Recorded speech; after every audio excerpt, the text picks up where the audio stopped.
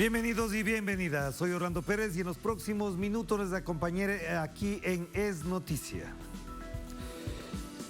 Y es noticia Venezuela. El emblemático Hotel Humboldt en Caracas fue el espacio del encuentro de las delegaciones del Gobierno de Colombia y del Ejército de Liberación Nacional, acompañados de garantes internacionales para reinstalar la mesa de los diálogos de paz, resaltando la importancia de este momento para la sociedad colombiana. ¿Cuál será la agenda de esta mesa de diálogo? ¿Será posible la construcción de la paz desde los resultados que genere? Lo analizaremos. Y es noticia argentina. Este 21 de noviembre se conmemoró el Día de la Soberanía Nacional con distintas actividades en las que se debate sobre la importancia de reivindicar y defender la patria. ¿Cuáles son las claves para hacerlo en este momento? Lo analizamos. Y es noticia Estados Unidos. Congresistas demócratas se alistan para una reforma migratoria antes de entregar sus curules en la Cámara de Representantes, a pocas semanas del cierre de su periodo. ¿Qué tan viable es esta reforma? Pues lo estaremos analizando. Así empezamos y vamos a dar paso entonces a Es Noticia.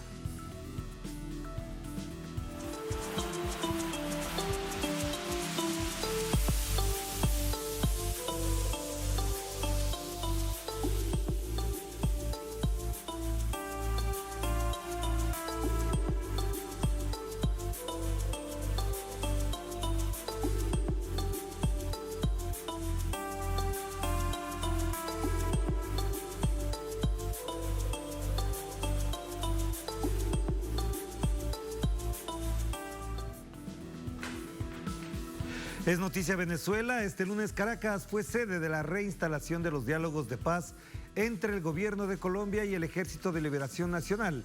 La paz es nuestro sueño, los cambios nuestro camino, dice la declaración firmada entre las partes. En Caracas, Venezuela, fueron instaladas las conversaciones entre el Gobierno de Colombia y la guerrilla del ELN, que busca cerrar el largo siglo de la guerra. En una declaración conjunta, las partes acordaron reanudar con plena voluntad política y ética el proceso de diálogo, dando la mayor participación posible a la sociedad.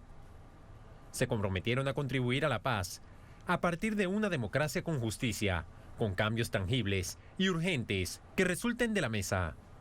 Destacaron que en este diálogo son conscientes de la necesidad de responder a las diversas dimensiones de la vida colectiva que implican los deberes para el cuidado del planeta. El alto comisionado para la paz, Iván Danilo Rueda, señaló que se inicia un ejercicio de respeto de las diferencias y será un proceso que tendrá voces de diversos sectores. Ya hay militares retirados que han participado también en la guerra, pero también hay sectores de la economía importantes para el país. Hay sectores del ambiente, hay sectores y expresiones de las mujeres. Hay sectores de la expresión de los derechos humanos. Por su parte, el jefe de la delegación del ELN, Pablo Beltrán, señaló que apuntan a que este proceso sea instrumento para los cambios que exige la sociedad colombiana. Los colombianos no podemos vernos como enemigos. La labor que tenemos es de reconciliación, de volver a encontrar unos puntos comunes, de construir una nación en paz y equidad. Esa es la apuesta que nosotros traemos y a eso venimos a esta mesa. Y esperamos de la delegación del gobierno tener un interlocutor en el mismo sentido. Ambas delegaciones agradecieron a Venezuela, Noruega y Cuba, naciones garantes, así como la misión de verificación en Colombia de la ONU y la Iglesia Católica, que leyeron otro comunicado en el cual ratifican su apoyo al proceso. Nos comprometemos a actuar en estricto apego a nuestra condición otorgada por las partes, de forma responsable e imparcial. Agradecemos la confianza depositada en nosotros. Vemos con esperanza el proceso que se concreta hoy. Sin duda, es un paso importante para lograr la paz en Colombia. El general Carlos Martínez Mendoza, en representación del gobierno venezolano, saludó con esperanza esta nueva etapa de los diálogos de paz. Venezuela en su condición de país sede del primer ciclo de negociaciones, no escatimará esfuerzo alguno para el acompañamiento de este trascendental momento del proceso de reconciliación en nuestra amada Colombia, con conciencia clara que el camino es el camino para que América Latina y el Caribe se consoliden como zona de paz y prosperidad. La mesa de diálogo con el ELN se consolida como uno de los primeros pasos para lograr la paz total, promesa y plan legal del gobierno de Gustavo Petro. Y para ampliar la información tenemos a nuestro compañero Leonel Retamal desde nuestra sede central, quien nos amplía más información. Hola, ¿qué tal? ¿Cómo estás? Saludos también a toda nuestra audiencia. El día de hoy, bueno, ya quedó claro que se instaló la mesa de diálogos, de conversaciones aquí en Caracas, en un sitio simbólico para ubicar a nuestra audiencia. El Hotel Humboldt, donde se realizó esta instalación, queda en la cima del Guaraíra Repano, este cordón montañoso que divide el Valle de Caracas del Mar Caribe, y por lo tanto era una vista privilegiada, un lugar muy simbólico, y la declaración que se leyó el día de hoy lleva por nombre Declaración del Guaraíra Repano, y por lo tanto del 21 de noviembre, y por lo tanto tiene ahí una connotación. Eso como primer antecedente. Bueno, después durante la rueda de prensa ellos respondieron 4 preguntas, el delegado del ELN, y 4 preguntas el delegado del gobierno, medios internacionales, colombianos, agencias, medios venezolanos. Todos estábamos interesados ahí en lo que estaba desarrollándose, un evento histórico, porque es el 6º proceso de diálogo que lleva adelante la guerrilla del ELN con los gobiernos colombianos. Desde el año 1990, decía Beltrán, que vienen conversando para acercar posiciones y llegar con la meta de la paz. Pero no se ha logrado, dice él, porque lo que acuerdan con un gobierno, el gobierno siguiente se desentiende y por lo tanto no queda una política de Estado. Esto, dice él, ocurrió desde los años 90 con todos los gobiernos de derecha que transitaron por Colombia, y por lo tanto hay una especial sensibilidad, una especial cercanía con el gobierno del presidente Petro, un gobierno de izquierda, progresista, con el que ellos dicen tenemos al frente una persona que nos va a escuchar, que va a atender lo que estamos planteando, y nosotros vamos a atender lo que ellos están planteando, y por lo tanto hay muchas condiciones que están dadas para que se desarrollara y para que llegara este día. Eso también ha sido muy valorado de parte de ambas delegaciones, de la buena voluntad que hay de cada lado para llegar a un fin. Decía tanto la delegación del Estado como la delegación del ELN que hay una voluntad de avanzar, que hay acuerdos que se pueden tomar, hay una intención de llegar a la paz como el objetivo final, y en lo que pudieron conversar durante la mañana eso quedó bastante claro y lo reiteraron varias veces durante la rueda de prensa de la tarde. ¿Qué es lo que viene en cuanto a lo metodológico? Bueno, van a seguir conversando en Caracas por lo menos hasta mediados de diciembre. ¿Qué va a pasar con las siguientes sedes? Consultados sobre eso, dijeron que efectivamente va a ser rotativa, no dijeron cuál será la próxima sede, pero Caracas fue el lugar inicial para dar el puntapié inicial de estos diálogos. Lo fue anteriormente, también el 4 de octubre, cuando se sentaron, después de 4 años que se había roto la mesa finalmente de conversaciones, y se sentaron nuevamente aquí en Caracas el pasado 4 de octubre para firmar el compromiso de sentarse a dialogar, y por lo tanto hay varios elementos que están ahí de confianza mutua de ambas partes. ¿Qué es lo que viene ahora? Pues entrar en las honduras del diálogo, un diálogo complejo, con muy delicado, muy frágil a veces, con muchos temas que subyacen la política colombiana, pero también la política de la región, y por lo tanto lo que salga de ahí va a ser de interés de todo el continente. Celebraba también el presidente Nicolás Maduro durante la tarde la instalación de estos diálogos. Venezuela ha dicho no va a escatimar recursos en seguirlos apoyando, seguir dando todas las condiciones para que esto llegue a buen puerto. Y también algo que me gustaría resaltar para finalizar es algo que ha dicho Venezuela constantemente y diversos analistas, que la paz de Colombia es la paz de Venezuela y es la paz del continente, y por lo tanto hay muchos esfuerzos que están ahí puestos para que esto llegue a buen término. Sin duda también habrán algunos que no quieren que esto ocurra, pero las voluntades de ambas partes implicadas, de los protagonistas, están puestas en obtener buenos resultados para el pueblo colombiano, Orlando.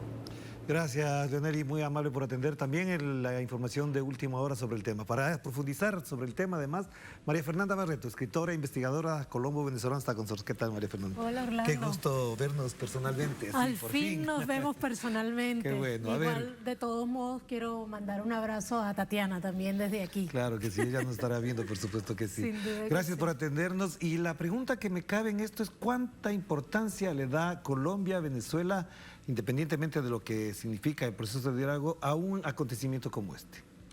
Claro, es un acontecimiento muy importante porque estamos hablando de que realmente Colombia es el principal enclave de los Estados Unidos, el único país de nuestra América que no ha tenido un día de paz real desde que llegaron los conquistadores aquí, mucho menos desde que existe como república, y estamos hablando del Ejército de Liberación Nacional, que es la guerrilla, la organización guerrillera más antigua y grande del continente, por lo que es un proceso realmente importante que trasciende las fronteras de Colombia, porque tú también lo sabes como ecuatoriano, el conflicto colombiano, que es llamado interno, pero que tiene mucho de un conflicto azuzado por una injerencia permanente de los Estados Unidos, además permea hacia los países vecinos inevitablemente directa o indirectamente. Pero con Venezuela en particular, ¿cuál es el impacto que podría tener? Tomando en cuenta todo lo que significó la relación de Venezuela con Colombia en los gobiernos de Uribe, de Juan Manuel Santos menos, pero con el señor Iván Duque sobre todo muy intensa. Bueno, creo que ha sido además uno de los elementos por los cuales el presidente Gustavo Petro, en tanto resultó electo presidente, decidió de inmediato reconstruir las relaciones con el gobierno legal y legítimo de Venezuela, el presidente Nicolás Maduro, porque el papel de Venezuela en los procesos de paz de Colombia ha sido siempre muy importante, en particular con el Ejército de Liberación Nacional. De hecho, Venezuela ya jugaba un papel incluso antes de la Revolución Bolivariana. Aquí se dieron diálogos anteriormente con el gobierno de Carlos Andrés Pérez, digamos, también como anfitrión.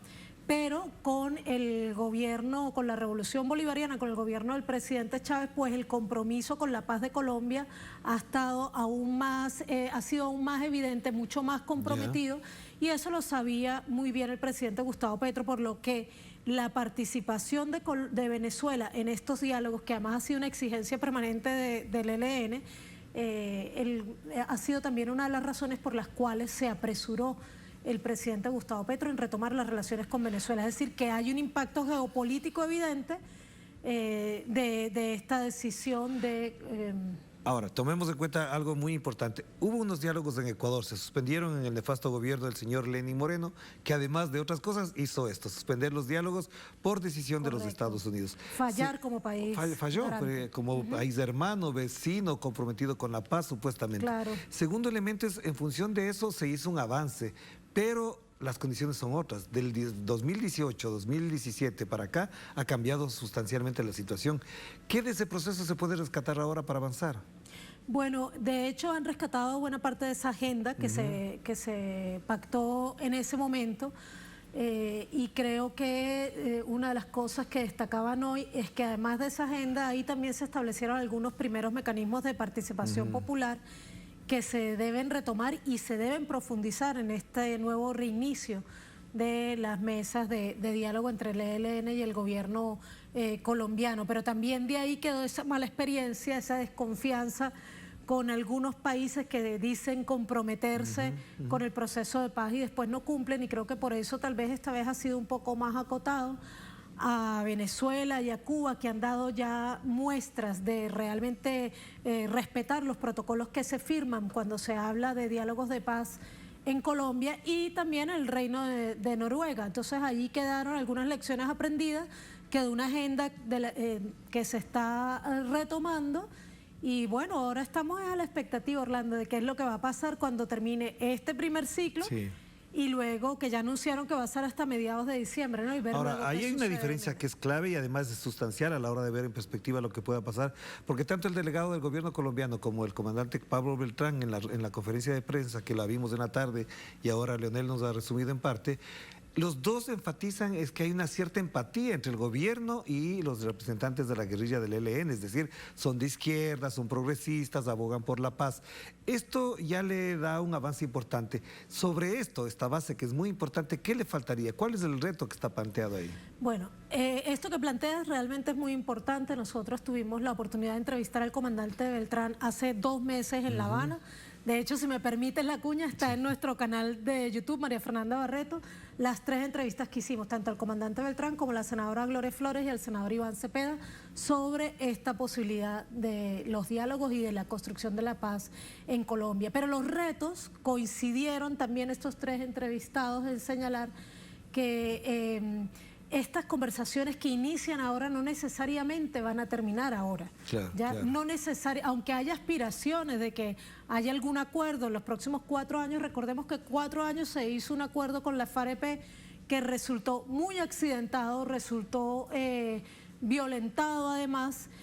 Y creo pero por eso decía que era otro gobierno. Claro. Este gobierno es otro, plantea la paz total. Pero ahí hay un problema. No sabemos, por ejemplo, si después de estos 4 años de gobierno venga otro gobierno del pacto histórico y realmente se respete lo que plantea esta ley de paz total, y es que todo compromiso que se asuma ahora sea asumido como Estado. Porque ya los acuerdos que se firmaron con la FARC también fueron, digamos, convertidos en ley y tampoco fueron respetados por el gobierno siguiente de Iván Duque. En ese sentido, entre los retos más importantes está el propio poder que pueda tener el gobierno dentro de Colombia, este gobierno del pacto histórico. Recordemos que el poder ejecutivo y el poder legislativo son solo una parte del poder en Colombia. No han logrado, por ejemplo, detener las avanzadas paramilitares, no se ha logrado detener el asesinato de líderes y lideresas sociales, no se han logrado detener las masacres. Y otra cosa muy importante que señaló ahí el comandante Beltrán tiene que ver con la pertenencia de Colombia a la OTAN y la injerencia de los Estados Unidos en Colombia. Este gobierno tiene un reto que le plantea a los 3 entrevistados y creo que todos coincidieron en eso, y es recuperar la soberanía de Colombia y el respeto al derecho a la autodeterminación. Pero María Fernanda, ya que lo mencionas, eso me deja la pregunta pendiente para plantearte la otra. Cuando le escucho al representante del ELN, le escucho al representante del gobierno y dicen esto tiene que ser también con la sociedad, parecería un poco, voy a decir esto entre comillas, un poco iluso, porque la sociedad está ocupada en cosas muy importantes también. ¿De qué manera, entonces la pregunta cabe, de qué manera la sociedad va a incidir, a afectar, a influir en un proceso de paz en el que están hablando en Venezuela cúpulas de 2 sectores importantes? Mira, el mecanismo de participación ha sido una de las preguntas que siempre hemos hecho, todavía no lo han establecido. En el proceso anterior se hicieron unas mesas sociales para la paz, ¿ya? Y además el gobierno de Gustavo Petro ha iniciado unos diálogos regionales. No sabemos exactamente cuál va a ser el mecanismo, es previsible que sea algo similar a esas mesas de diálogo y esos diálogos regionales, pero lo que sí está seguro es que han acordado ambos, como gobiernos progresistas, como el gobierno progresista y una insurgencia que por supuesto da mucha importancia a la participación popular en este proceso, es que realmente van a buscar un mecanismo que sea democrático y que permita que todas las voces de las víctimas y del pueblo en general sean escuchadas para hablar de construir unos acuerdos. Recordemos que estamos solamente en etapa de diálogos, ¿no? Porque mucha gente va a preguntar, bueno, estamos hablando con la sociedad, pero ciertos sectores de la sociedad le inculpan al ELN de muertes, de masacres también, que la sociedad resiente. Claro, y todo eso tiene que formar parte de una mesa de diálogo, ¿no? Porque esa es otra cosa que está por definirse, cuál va a ser, digamos, el sistema que se va a utilizar, digamos, desde el punto de vista legal, si va a seguir utilizándose esta jurisdicción especial para la paz, si se va a construir otro nuevo sistema.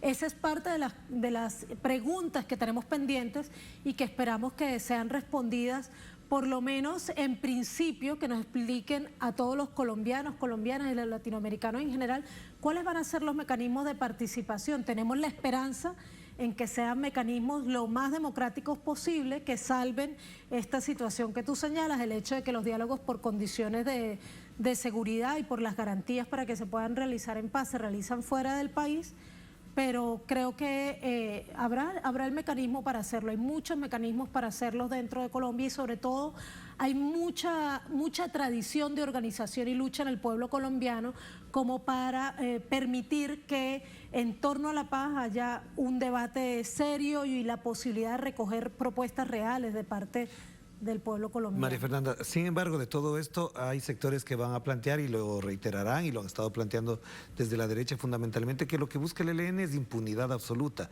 No quieren paz total, sino que quieren impunidad total, dicen estos sectores. Esto que se mantiene, que se sostiene como un relato político, ¿se diluye, se agota, se neutraliza? ¿Qué piensas? Bueno, creo que cae por su propio peso cuando sobre todo quienes suelen levantar esa voz son quienes han gozado de impunidad total durante siglos en Colombia. Estamos hablando, por ejemplo, de Álvaro Uribe Vélez, un genocidio impune todavía en Colombia, y de grandes financistas y sostenes del paramilitarismo y quienes se han lucrado del negocio del narcotráfico en Colombia, que es quien sostiene el sistema financiero y que además financia buena parte de esos carteles mediáticos que son quienes filtran todo lo que llaman la opinión pública en Colombia. Entonces es obvio que viene el discurso de ahí, de hablar de una impunidad total. Eso no ha sido planteado ni por el ELN ni por el gobierno. Creo que eso no está en la mesa, no está en la mesa hablar de impunidad, sí está en la mesa hablar de una construcción tan compleja como la paz, con toda la complejidad que implica, que no es el desarme de las organizaciones insurgentes la paz de Colombia. Ya muchas organizaciones se han desmovilizado, han entregado armas y la guerra en Colombia, lejos de amainar, de disminuir, incluso ha recrudecido, ¿no? Pero María Fernanda, precisamente ahí hay un elemento que queda pendiente o que quizás nuestra audiencia está dando las vueltas. Tiene que ver sobre todo con que la paz es una necesidad global de la sociedad. Que se haga la paz con el ELN, para muchos podría pensarse, sí, es una parte nada más. ¿Qué más le hace falta a Colombia, aparte de estos diálogos de paz, para efectivamente acabar con las masacres, con el asesinato a excombatientes, a líderes sociales que no han terminado? Ha bajado efectivamente la intensidad, pero no ha desaparecido. Fíjate, por un lado, el propio ELN ha planteado que no es la paz con el ELN lo que están buscando. Sí. De hecho, hoy dijo puntualmente el comandante Beltrán que el ELN no esperaba, no quería curules, no quería nada para sí mismo, que lo que estaba pidiendo era transformaciones reales para Colombia, y lo que uno entiende de ello es que lo que se plantean es que esos acuerdos que se vayan dando y se vayan cumpliendo, porque así lo han esbozado como mecanismo la comandancia del ELN y tal parece que ha sido también la voluntad del gobierno, vayan cumpliendo transformaciones reales dentro de Colombia que contribuyan a la profundización de la democracia y por tanto a la construcción de la verdadera paz, que es paz con justicia social. Exacto. Pero evidentemente también hay que trascender hay que cumplir los acuerdos de paz que se firmaron con la FAREP en La Habana, pero también hay que cumplir otros acuerdos que se firmaron durante el gobierno de Santos con, por ejemplo, con la cumbre agraria, con las dignidades de Colombia, con otros sectores del pueblo colombiano que tampoco se han cumplido. Esos acuerdos también hay que cumplirlos. Sin duda hay que recuperar la soberanía de Colombia. Colombia debe retirarse de la OTAN si quiere hablar de paz total. Tiene que terminar la injerencia estadounidense en Colombia y darse a respetar la libre autodeterminación, el derecho a la libre autodeterminación del pueblo colombiano en este caso, y por supuesto hay que acabar con el narcotráfico y el paramilitarismo, porque si hablamos de una desmovilización de las organizaciones insurgentes, pero se mantiene la violencia narcotraficante y paramilitar en el territorio, entonces estaremos hablando de un país que continúa sumergido en la guerra, y ese no puede ser el destino de Colombia, porque tal como lo decía el propio comandante Beltrán en una entrevista que le hicimos hace ya 4 años, la guerra no es una maldición a la que estamos condenados los colombianos y colombianas. Debe haber un modo de salir de ella. Y bueno, quiero aprovechar tu presencia aquí porque me saltan 2 dudas ahí. La primera tiene que ver, esto ocurre en un contexto distinto para Venezuela, para Colombia, como ya lo analizamos, pero también ocurre en un contexto distinto para América Latina y sobre todo para Sudamérica. Con el triunfo de Lula en Brasil, obviamente se coloca en otra dimensión esta región. ¿Hasta dónde este nuevo escenario latinoamericano regional le va a consolidar y le va a garantizar en buena medida a Gustavo Petro que no tenga lo que pasaba, por ejemplo, con la existencia de un Iván Duque, que que tenía en cambio el respaldo de gobiernos neoliberales que prácticamente le apoyaban en la guerra, lo dejaban en la impunidad con la guerra y con la violación de derechos humanos. Yo creo que no se puede hacer un análisis político de ningún país de nuestra América sin hacerlo en clave geopolítica como lo está señalando. Y allá habría incluso que decir que si el mundo unipolar que los Estados Unidos logró construir en la década de los 90 no estuviese ahora precisamente cuestionado por otros poderes emergentes, tampoco habría sido posible esta recuperación, digamos, de la correlación de fuerzas dentro de nuestros países, que han levantado a los pueblos y en algunos han consolidado procesos progresistas, en otros más socialdemocracia, pero que han ido desalojando a la derecha más dura del poder y que permitieron, por ejemplo, recuperar también el poder en Bolivia. Ciertamente este cambio relativo en la correlación de fuerzas mundial y en la correlación de fuerzas latinoamericanas es imprescindible para la paz de Colombia, porque la guerra en Colombia ha sido un juego trancado hace muchos años. Claro. Si el gobierno se ha visto obligado a negociar una y otra vez, este es el 8º gobierno con el que el Ejército de Liberación Nacional, por ejemplo, gobierna, y si se han visto obligados a negociar es porque tampoco han podido derrotar al ELN, ni a la FAREP, ni a ninguna otra guerrilla, siempre han tenido que terminar negociando. Por lo tanto, internamente es un juego trancado. ¿Cómo se destranca?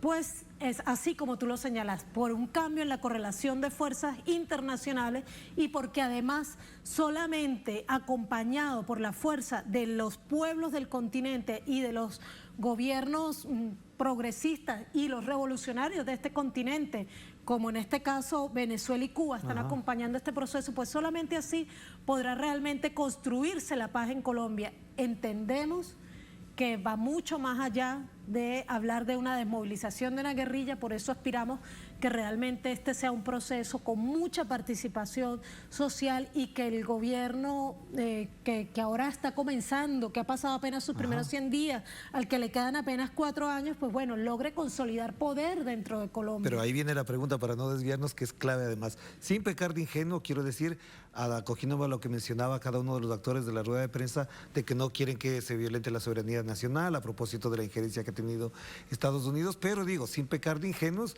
Estados Unidos siempre va a jugar un rol. Las embajadas de Estados Unidos en Colombia, en Ecuador, en otros países, juegan un rol determinante. ¿Cuál debería ser ese rol?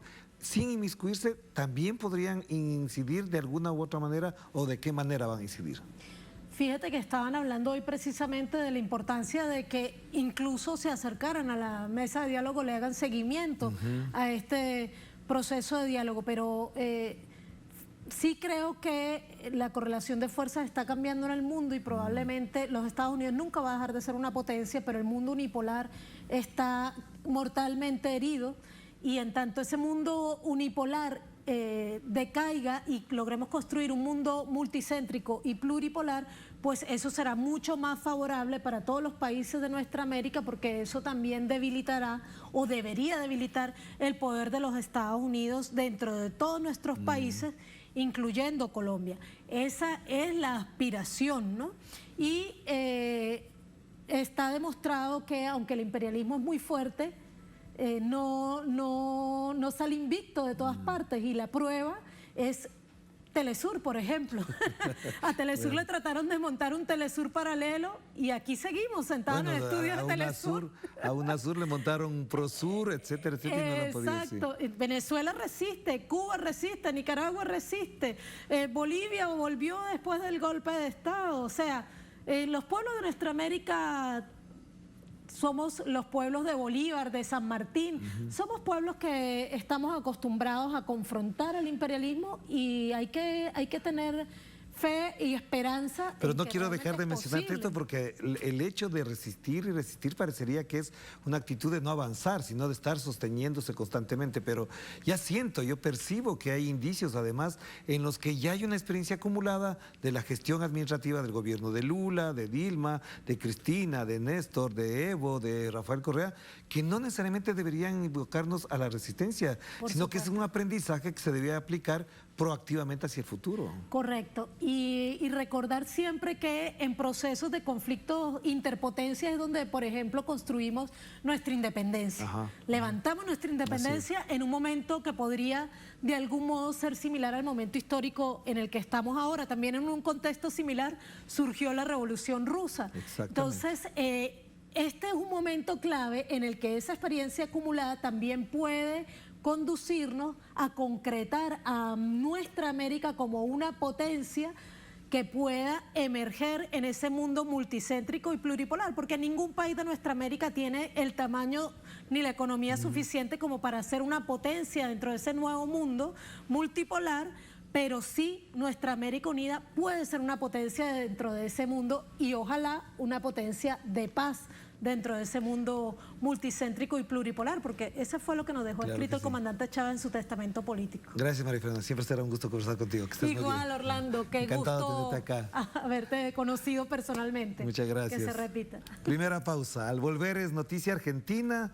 Este 21 de noviembre se conmemoró el Día de la Soberanía Nacional con distintas actividades en las que se debate sobre la importancia de reivindicar y defender la patria. ¿Cuáles son las claves para hacerlo? En este momento lo analizamos.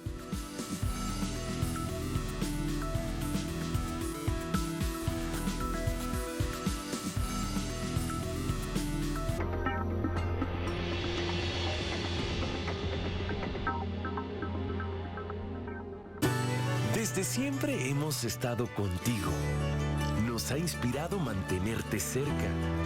Nos encanta ver todo lo que logramos juntos cada vez que nos conectamos. Nos abrazamos. Nos reímos. Cada vez que nos apoyamos. Que soñamos. Y lo que hacemos posible juntos es solo el principio. Conectamos tu vida.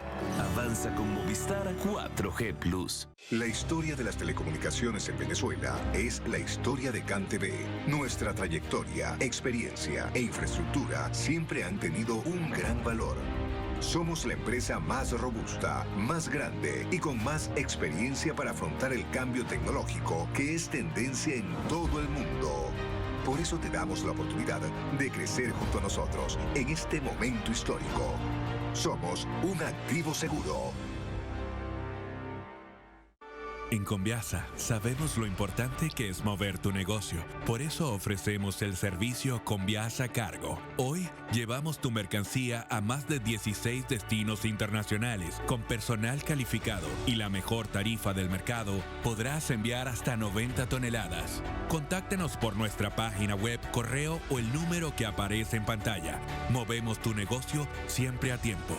Conviasa, nos hacemos cargo.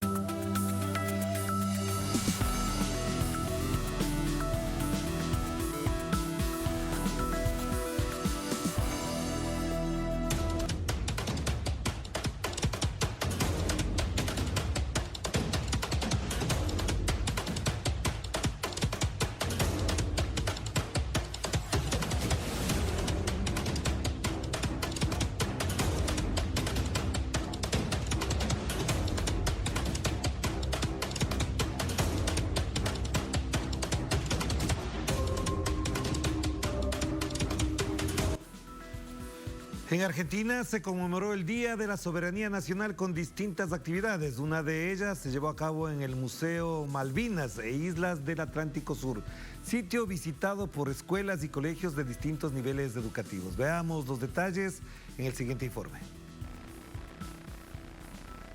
Destacar la importancia de reivindicar y defender la soberanía en todas sus formas fue el objetivo del recorrido por el pasado y el presente que ofreció el Museo Malvinas e Islas del Atlántico Sur. Porque cuando hablamos de soberanía no es solamente la soberanía territorial o la soberanía marítima cuando tocamos el caso de Malvinas, es la soberanía educativa, económica, fundamentalmente la soberanía comunicacional y que tanto hemos visto y padecido medios que tienen una mirada de integración regional, de lo que significa no solamente la lucha en contra del imperialismo por parte de la Argentina, sino por parte de la región, lo que significa esta historia que tenemos que construir. Para el director del museo, Edgardo Esteban, se trata de caminar hacia una construcción colectiva en función de las generaciones venideras para lograr un futuro mejor para todos. Cuando vemos que el Imperio Británico decadente pretende quedarse con la mayor reserva de agua potable que hay en el mundo, en el planeta, en nuestra Antártida, cuando vemos que en una zona de paz se busca y se pretende armar una estructura de guerra como la que tiene el Imperio Británico aliado con los Estados Unidos, es parte de esa lucha y esa disputa territorial que tiene que tener un día como símbolo, pero que tiene que ser una construcción militante todos los días. Además de la causa Malvinas, Edgardo Esteban plantea que la reconstrucción de la patria grande es clave para la defensa de todas las soberanías, incluida la comunicacional. Esa penetración de los imperios que todos los días están hablando o buscando como esta teoría del péndulo, ¿no? Que cuando hay un gobierno de derecha buscan las relaciones carnales, los vínculos estrechos con los imperios, como pasó en la gestión anterior, y cuando hay un gobierno nacional y popular busca justamente esta integración donde los medios de comunicación tienen que fortalecerse todavía por un país y una América Latina más justa, más libre y más soberana. El docente Pablo Rodríguez de la Escuela Pública del Barrio de La Boca se expresó en el mismo sentido. Justamente la soberanía es poder tener independencia y justamente la independencia es tener libertad y poder el pueblo determinar lo que decida en democracia con su territorio y con sus recursos naturales, ¿no? Un poco eso.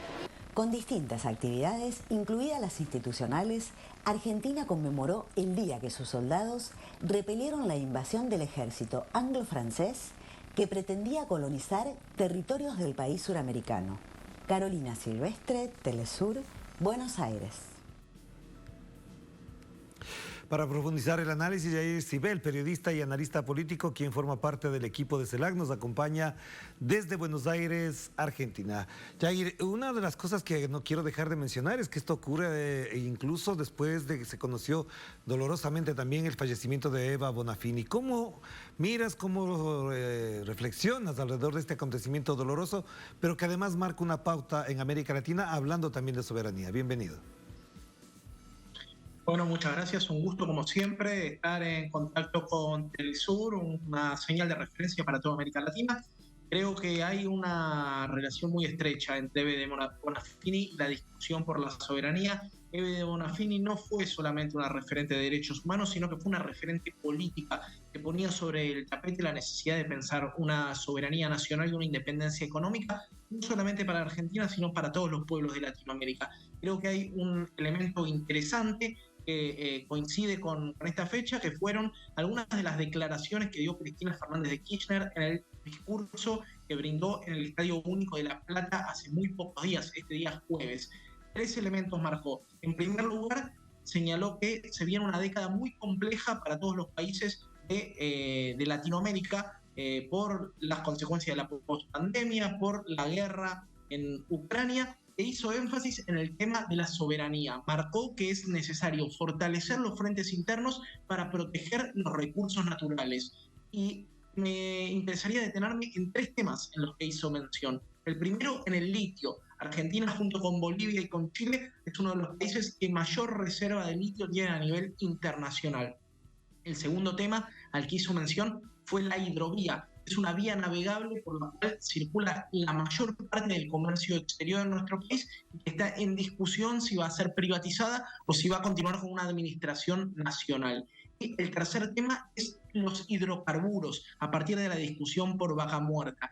Creo que estos 3 ejes, litio, la soberanía de los ríos y vías navegables y el Vaca Muerta y los hidrocarburos, son 3 ejes soberanos muy importantes que deja el legado del discurso de Cristina, sumado claramente a lo que traían ustedes, que es la cuestión Malvinas y la soberanía de una Argentina que es bicontinental, que tiene parte de su territorio en la Antártida, pero que también tiene una reivindicación territorial reconocida por la amplia mayoría de los países del mundo sobre las Islas Malvinas y las Islas Sandwich del Sur, legalmente ocupadas por el Imperio Británico. Jair, ya que lo mencionas, me parece importante además de señalar un elemento que es clave en este análisis, porque en el mundo de la geopolítica, de la globalización, de esta incluso quieren desaparecer las fronteras por asuntos estrictamente comerciales, porque cuando se trata del comercio no hay fronteras, porque cuando se trata de integración de los pueblos sí se nos marcan las fronteras con claridad. ¿Hasta dónde la soberanía adquiere un peso significativo y un valor muy puntual y potente en la disputa de lo que para unos es la globalización como el norte de su desarrollo? Totalmente, creo que das en un clavo. Nosotros acá solemos decir que las Malvinas son argentinas y latinoamericanas, que la reivindicación territorial tendría que ser una reivindicación regional. Nosotros entendemos que hay una disputa muy grande en un mundo que durante mucho tiempo fue un mundo bipolar, el mundo de la Guerra Fría, después pasó a ser el mundo unipolar que quiso Estados Unidos y que creo que ahora está en una disputa entre distintos bloques que intentan hacer valer sus intereses en un mundo disputado entre Estados Unidos y China. Ni Estados Unidos ni China tienen un proyecto de inclusión para América Latina. Entonces lo que tenemos que pensar es cuáles son los proyectos que tienen estas dos potencias para nuestra región y cuáles son las mejores condiciones de instalación de nuestra región en un nuevo mundo con una recomposición económica, financiera y política. Tiendo a creer que este discurso de la globalización, que no quiere fronteras para los capitales, pero que sí quiere fronteras, por ejemplo, para las migraciones, es un discurso que se basa totalmente en una situación de dominación, ¿no? En un sistema del mundo que repartió las tareas para cada una de las regiones y que en su modelo de acumulación América Latina tiene que dedicarse a producir materias primas para comprar bienes desarrollados. Algo parecido a lo que pasa con el Mundial, ¿no? Ahora estamos todos viendo el Mundial. Nosotros somos grandes productores de materias primas, de grandes jugadores que terminan trabajando y usufructuándose en las potencias europeas. Miremos a todos nuestros jugadores que se crían en nuestros países, que se forman en nuestras escuelas, que se desarrollan en nuestros clubes, pero que terminan generando divisas para los países centrales. Bueno, lo mismo pasa con cualquiera de las cadenas de valor que nos podamos poner a pensar.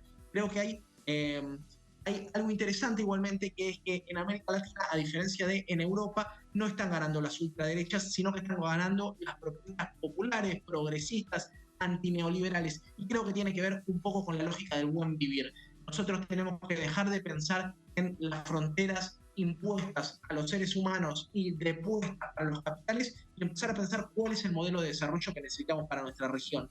Entiendo que la presidencia de Lula puede ser un nuevo impulso para reconstruir canales de integración tan potentes, tan necesarios, integración no solo económica, sino integración cultural, integración en sistemas de defensa, incluso integración en sistemas de comunicación. Hoy en día Argentina tiene solo 2 cables a través de los cuales recibe Internet del mundo. Uno de ellos pertenece a Google. Creo que discutir la soberanía también implica discutir la comunicación, la información, quiénes son los dueños de Internet y cómo eso impacta en nuestra región. Nosotros venimos investigando muy de cerca el tema de la propiedad y la gobernanza de Internet. Y creemos que es fundamental que este tema también atraviese las discusiones de soberanía. Soberanía no es solo territorio, sino soberanía es también discutir los modos de comunicación. Las empresas que hoy en día son espacios privados donde se discute parte de la opinión pública. Digo, y para no ahondar mucho, el nuevo dueño de Twitter es claramente un actor internacional ligado a los intereses de derecha que está jugando activamente en Ucrania. Bueno, ¿por qué no podemos poner a discusión qué pasa con Internet, la gobernanza de Internet y la soberanía digital en nuestros territorios también? Eso también es una discusión de soberanía, sin duda. Muy importante lo que acabas de mencionar. Por supuesto, esto da para otra entrevista con respecto al tema de la soberanía comunicacional, pero efectivamente es un tema importante. Te agradezco mucho, Jair. Muy amable por atender esta invitación. Que estés muy bien. Muchas gracias a ustedes. Siempre un gusto estar en contacto con Telesur. Gracias a Jair Cibel y vamos a la última pausa en Es Noticia. Al volver, Es noticia Estados Unidos. Congresistas demócratas se alistan para una reforma migratoria antes de entregar sus curules en la Cámara de Representantes, a pocas semanas de cierre de periodo. ¿Qué tan viable es esta reforma? Lo veremos más adelante.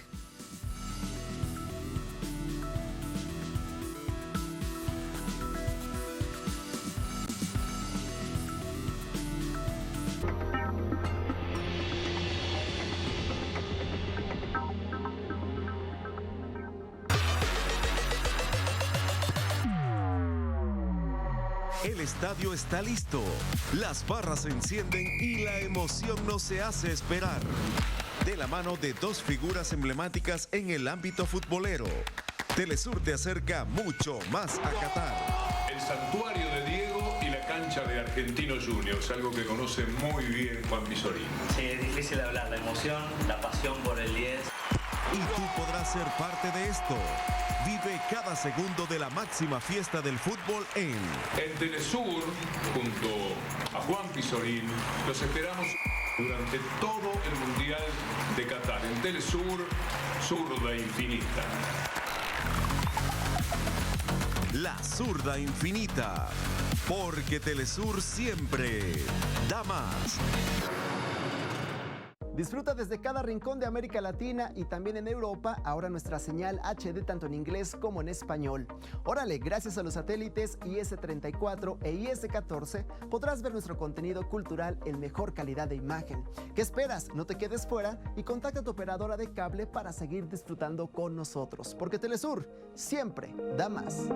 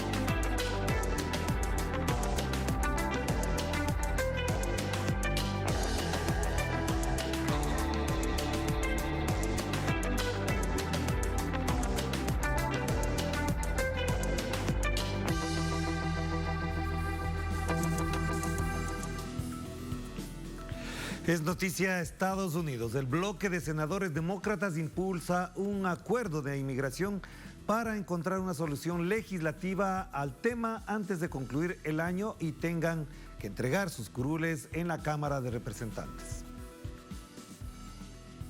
A escasas semanas del cierre de periodo, los líderes del Partido Demócrata impulsan desde hace una semana una legislación que ayude a la población indocumentada, conocida como Dreamers. El objetivo es presionar antes de que los legisladores del Partido Republicano tomen la Cámara de Representantes del país. Sin embargo, los medios señalan que la iniciativa depende de que los representantes republicanos en el Senado decidan votar en favor de ella. Asimismo, destacan que pese a las reuniones y llamadas telefónicas, estos han mostrado poco interés en la propuesta de los demócratas. En ese sentido, el senador republicano, Marco Rubio, señaló que los demócratas impulsan la reforma para complacer a algunos grupos de activistas. La iniciativa es impulsada por el líder de la mayoría y al presidente del Poder Judicial del Senado, Dick Durbin, quien asegura que el momento de actuar es ahora, y aseguran que esta reforma es la única oportunidad para que el Congreso actúe en el corto plazo, ya que en 2013 el Senado aprobó un proyecto de ley integral, pero la Cámara de Representantes controlada por los republicanos nunca lo tomó. Entre tanto, el Partido Republicano se prepara para ocupar la Cámara, pero incluso los senadores republicanos que una vez apoyaron esta resolución para el programa de protección contra la deportación, conocido como Acción Diferida para los Llegados en la Infancia, ahora están en contra. La reforma podría resultar poco viable, por lo que algunos aseguran que este será otro portazo en la cara de los defensores que albergan una esperanza de que el Congreso ofrezca estatus legal a los inmigrantes. En octubre pasado, la Corte de Apelaciones dejó en duda el destino de los llamados indocumentados que llegaron a Estados Unidos cuando eran niños. Para profundizar en el tema, consultamos a Eunice Rendón. Ella es coordinadora de la Agenda de Migrantes. Nos acompaña desde la ciudad de México. Bienvenida, qué gusto tenerle por acá. Y le preguntaría de entrada, ¿por qué los demócratas estarían tan interesados en resolver este tema ahora, en estos momentos? Bueno, creo que este es un tema que ellos han estado moviendo desde el principio, fue una promesa también de campaña del presidente Biden, y creo que también varios de los grupos que los han estado apoyando, de Dreamers y de latinos, traen esta como una de las prioridades. Este es un tema que desafortunadamente se ha impulsado varias veces, no es la primera vez, sí es la primera en este tiempo de Biden, pero también en el pasado ha sido un tema muy discutido, el legalizar ya de manera definitiva a estos jóvenes que, como bien decías, llegaron desde la infancia y que pues únicamente en la época de Obama lo que se logró es un beneficio migratorio temporal, es decir, cada 2 o 3 años tienen que renovar y tienen que cumplir una serie de requisitos, etcétera. Y bueno, la promesa de Biden y la lucha ha sido porque estos jóvenes finalmente, pues ahora sí que son la cara más deseable de la migración, son jóvenes en su mayoría capacitados, con estudios incluso de licenciatura, son jóvenes que hablan bilingües, ¿no? Los 2 idiomas, son jóvenes formados también en Estados Unidos. Entonces, bueno, aquí se habla mucho de todas las bondades también que tienen los Dreamers. Me parece que en este momento el liderazgo ahí del Senado por parte de los demócratas, pues está realizando consultas, están tratando de conseguir los 10 votos que les faltaron, porque finalmente hay que recordar que pasó esta propuesta en el Congreso, en la Cámara Baja, con la mayoría que lograron tener los demócratas durante el primer periodo de Biden, que ahora ya no la van a tener, y creo que por eso es la urgencia, de que pues se va a antojar mucho más difícil pasar cualquiera de las reformas o propuestas de Biden en este segundo periodo, especialmente en la Cámara Baja, en donde ya pues los republicanos tienen una mayoría por encima de los demócratas. Entonces, tanto el tema de la migración, que además hay que recordar fue una promesa de campaña, no solo el tema de los Dreamers, sino también la legalización de 12 millones de indocumentados en Estados Unidos, que cada vez se ve más lejana. Entonces creo que agarran el tema de los Dreamers porque finalmente es el tema que más, en donde ha habido más apertura también por parte de los republicanos en este caso, y bueno, creo que su tirada o su objetivo es lograr esos 10 votos que les faltan, solo tienen 50, y les faltan 10 para que tienen que ser otorgados, por supuesto, por la bancada republicana, pues principalmente están buscando tanto ellos como los grupos de Dreamers a los más moderados, ¿no? Que estarían de acuerdo en respaldar una iniciativa que no solamente están hablando de los Dreamers, ¿no? Sino también a la par ellos ofrecen que exista un fortalecimiento y ahora sí que más seguridad en la frontera con México. Entonces, bueno, están en esa negociación.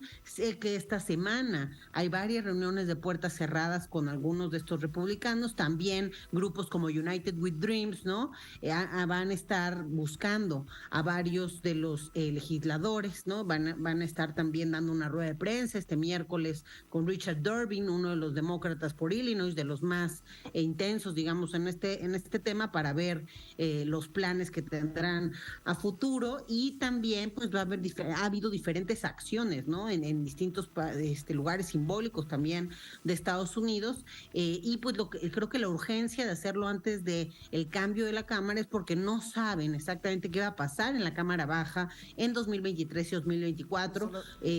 Le interrumpo solamente para precisar algo que es muy importante, Eunice. Esto que acaba de mencionar está bien, lo vamos a dar seguimiento, pero la pregunta de fondo que me imagino la ciudadanía, nuestra audiencia está pendiente de esto es, ¿qué posibilidades hay de aprobar? Y de no hacerlo, ¿cuáles son estas consecuencias de no hacerlo?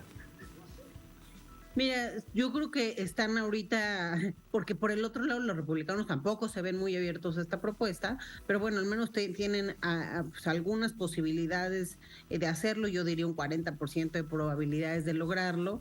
No lo veo tampoco muy posible porque pues no lo hicieron antes, ¿por qué lo harían ahora? Quizá hay un tema importante, ¿no? Sí hay un voto latino cada vez más relevante, tanto para demócratas como republicanos. De hecho, también se habla que a pesar de todos los pronósticos de que la Cámara Baja no se va a meter con el tema migratorio y no va a querer avanzar ese tema, que probablemente pues sí puedan cambiar de idea al ver pues esta importancia del voto latino, quizá para acercarse también a esta comunidad, que también no todos son demócratas, ¿no? También hubo un voto latino por los republicanos, pero sí les falta quizá más cercanía. Estados como Arizona claramente ganaron en gran razón, o más bien en gran parte por el voto latino en ese estado, y quedaron a muy pocos votos. Entonces creo que pudiera ser por la competencia política de miras a las próximas elecciones, y bueno, se ve que los demócratas y los grupos de Dreamers al menos van a intentarlo hasta el final, porque lo han hecho una y otra vez en administraciones pasadas y bueno, en esta. Claro que sí, muchísimas gracias, Eunice. Muy importante esto que acaba de mencionar y por supuesto pendientes de lo que ocurra en estos días, y le volveremos a molestar para conversar sobre el tema. Ok, muchas gracias. Gracias a Eunice Rendón a propósito del tema que está latente, que está planteado en Estados Unidos y que obviamente arrastra varios temas más, como son precisamente el tema de la migración, que no ha cesado ni desde México ni de Centroamérica, sino que también se ha incrementado desde Sudamérica. Hasta aquí llegamos. Volveremos mañana con más análisis, con más informes y con más enfoques sobre nuestra realidad aquí en Es Noticia. Nos vemos mañana. Chao, chao.